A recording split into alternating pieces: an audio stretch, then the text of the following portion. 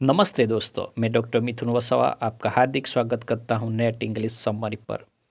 यहाँ हम UGC net के लिए इंग्लिश लिटरेचर की समरी बताते हैं। आज हम बात करेंगे एंग्लो सैक्सन एज की फेमस पोएम द वांडरर के बारे में। तो चलिए शुरू करते हैं।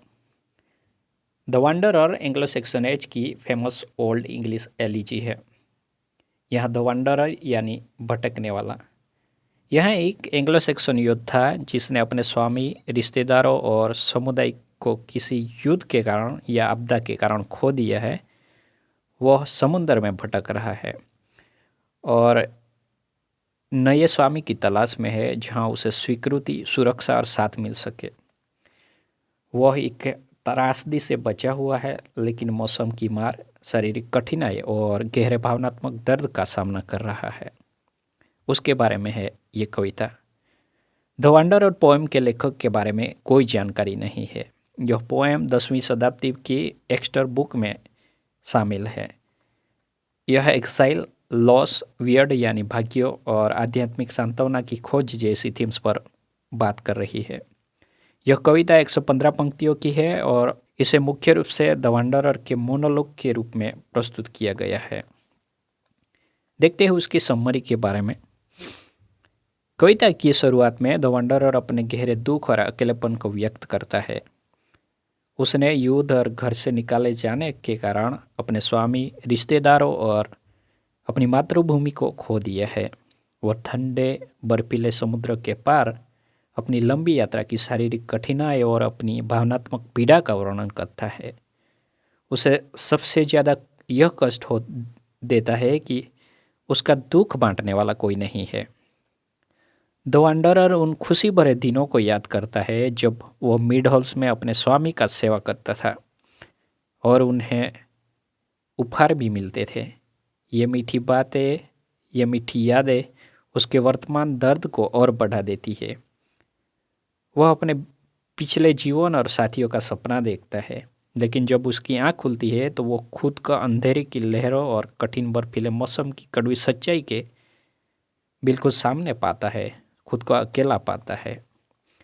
उसकी निजी दुख अब उसे जीवन की क्षणभंगुरता पर एक गहरे विचार की ओर ले जाता है। वो पुरानी पत्थर की इमारतें यानी खंडहरों को देखता है और सोचता है कि कैसे सभी सांसारिक धन, मित्र और यहाँ तक कि मानव जीवन भी अस्थायी है।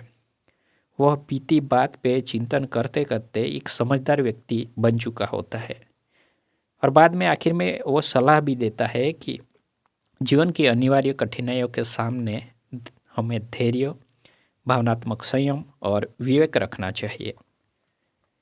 कविता इस समझ के साथ समाप्त होती है कि सच्ची स्थिरता और आराम केवल ईश्वर में ही है। ऐसा इसलिए है क्योंकि वो जानता है कि सांसारिक वैभव और मानवीय रिश्ते सभी अस्थायी है और वे भाग्य के अधीन हैं। तो ये थी द वांडरर के बारे में समरी। द वांडरर कविता से जुड़े कुछ मुख्य शब्द देखते हैं, जिसमें वियर्ड है। वियर्ड जिसे अक्सर भाग्य या किस्मत के रूप में यहाँ देखा गया है। दूसरा शब्द है उबिसुंड। यह एक लैटिन वाक्यांश है जिसका अर्थ है वे कहाँ है। यह कविता के मोटिव को दर्शाता है, जहाँ द वांडरर बीते हुए लोगों, वैभव और सांसारिक के सभी चीज़ों के गुजर जाने पर शोक व्यक्त करता है। यह क्षणभंगुरता के विषय पर जोर देता है। दूसरा शब्द है कमिटेटस। हालांकि यह शब्द कविता में नहीं है, लेकिन जानना बहुत जरूरी है। यह जर्मनिक वीर समाज को बताता है, जहां योद्धा अपने स्वामी के लिए प्रति वफादारी की कसम खाते थे और उसकी रक्षा के लिए लड़ते थे। बदले में स्वामी उन्हें सुरक्षा और खजाना देता था और इस व्यवस्था को कमिटेटस कहा जाता था। और इस व्यवस्था के टूट जाने से ही द वंडरर यहाँ वहाँ भटक रहा है। दूसरा शब्द है अनहागा, जिसका अर्थ है अकेला व्यक्ति या एकांतवासी, जो द वंडरर की अलग थलग स्थिति को बताता है। तो दोस्तों, ये थी द वंडरर पोएम की बेहतरीन बातें। अगर आपको यह जानकारी पसंद आई तो वीडियो को लाइक करें, चैनल को सब्सक्राइब करें और कमेंट में अपनी राय बताइए। अगले वीडियो में मिलते हैं किसी और साहित्य की दुनिया में। तब तक धन्यवाद। जय हिंद।